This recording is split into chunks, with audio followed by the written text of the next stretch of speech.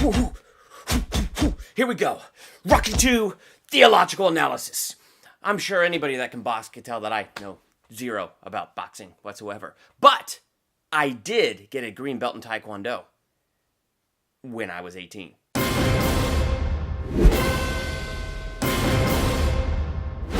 Welcome to Durbania. I'm Durbin, and this is my theological analysis for Rocky 2. This comes as a patron request from Jeremy Hobbs, my latest patron on Patreon. He's giving at that level citizen of Durbania. So he gets to give me one theological analysis to do and a movie I haven't reviewed on my channel before to review. So he can pick the movie for me to review and a theological analysis.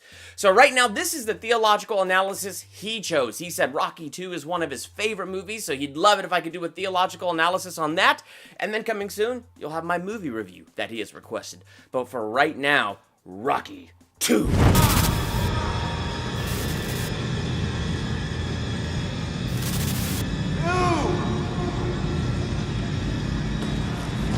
I want all of America, I want the whole world to see me destroy this man after 2 short rounds. Apollo Creed. This dude is so full of pride that he is not forgetting what is behind and straining toward what is ahead. In fact, he's living in what he considers his past loss, his embarrassment, and his shame. He fought Rocky toe-to-toe for 15 rounds and won! But he didn't win by conquering. He didn't win by beating Rocky definitively. He won by a split decision from the judges. Basically just points.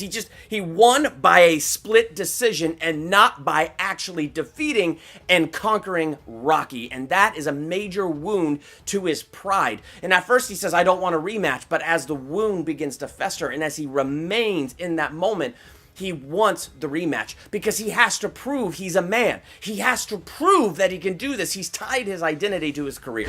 Last time I took the fight too lightly and this man was just plain lucky. But this time you all will see the real Apollo Creed. The whole world's gonna see the real Apollo Creed. He's gotta fight Rocky. He's gotta prove to himself as a man that he can take this guy down in 2 rounds and that the last time they fought, it was nothing more than a fluke. He has to stand up and he has to prove it. And it just so consumes him, this burning desire to do this, that he forgets who he is.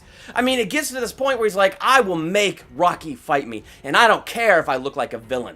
And he does. He really becomes a villain. The way he humiliates Rocky, the way he calls this guy out, the way that he attacks Rocky's manhood to embarrass him back into the ring. He really does become a villain, and he doesn't care. I know a lot of people out there want to see me in a rematch with a timid fellow who calls himself the Italian Stallion. The man's running, the man's hiding, the man doesn't want to face me. Rocky. Now this guy has tied his identity to his past victory, so he's not forgetting what is behind and straining towards what is ahead. In the first movie, he went from being a nobody to a somebody who went toe-to-toe with the world champion for 15 rounds. And even though he lost only by technicality and a split decision, he considers that a tremendous victory. And rightfully so. He is a somebody. He went toe-to-toe with the flippin' champion. And so now the sequel's kind of a reversal of the first one. If it was rags to riches before, now it's riches back to rags. Because he's living on the high of that victory that he's tied his identity to. For the first time in his life, he's got money. Now look, if all of a sudden I won the lottery and I had money, you know I'd go out and have some fun. I got a Nintendo Switch, I'd add a PS4 to that, probably an Xbox One, get my wife a new car, of course I'd have some fun. I would hope I'd be wise and put stuff away in savings, but yes, I would have fun, and that's what Rocky does, man. He burns through his money like a hot knife through butter. I mean, he goes out there and he buys these fancy clothes for him and his wife. He goes and buys a new car. He buys these super nice watches. When she's pregnant, he goes out and he buys them a house. Now, look, this could be worse. He could have gotten into drugs and really screwed up his life because suddenly he has money and access. So no, he has integrity and he stays like on the straight and narrow, but he has tied himself to that victory. And so without wisdom, without thought to what is ahead, he burned through his money to that point now they're in need. And the further he gets away from the victory he's tied himself to, the more insecure he becomes. He starts doing some commercials to make some money, but He don't read so well or talk so good. He goes to get a desk job, but doesn't have an education, so he can't even land that. And already, by his lonesome self, he's feeling that strain on his identity. Suddenly, his accuser begins to speak loud and clear. Apollo in newspapers, Apollo on TV, calling Rocky timid, calling Rocky a coward. And as he hears Apollo's onslaught, as it attacks his heart, as it attacks his identity, it's starting to hurt. Well, I am a fighter, not too good, but that's what I do. Oh, Rocky, you gave me your word you wouldn't fight anymore. And it gets to that point where he even says to his wife, I didn't ask you to stop being a woman. Don't ask me to stop being a man. Apollo keeps attacking and attacking and attacking, and finally he accepts. But even when he accepts, he trains like a bum. As Mickey says, you're training like a bum. Why is he training like a bum? You got a ticker problem.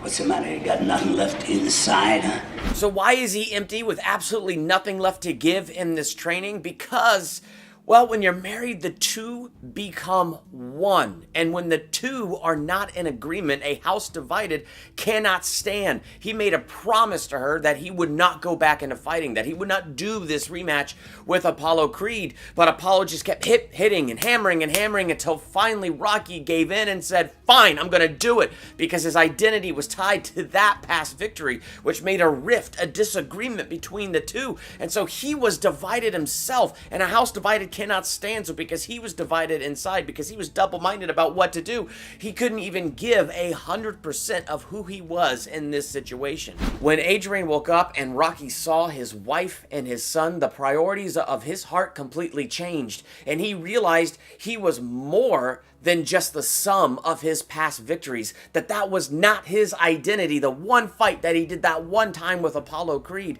the priorities of his heart changed. If you don't want me mixing with Creed no more, we'll make out some other kind of way, you know? And when Adrian saw the change in the priorities of his heart, they were now on the same page, and she said to him, Win. What are we waiting for? and now he was able to give 100% in his training and 100% in that ring. Now, when they entered that ring, Apollo Creed came in clinging to the shame of his past, and it was the thing that drove him. And 15 rounds toe-to-toe with Rocky, and Apollo Creed got his definitive loss. He lost to Rocky definitively and lost the world championship because of his pride and because he would not let go of his shame. Rocky walked in there and he definitively won because something different was driving him. He let go of his identity being in that past victory and realized that didn't define who he was, and he walked into that ring a free man and was able to give 100% of himself in that.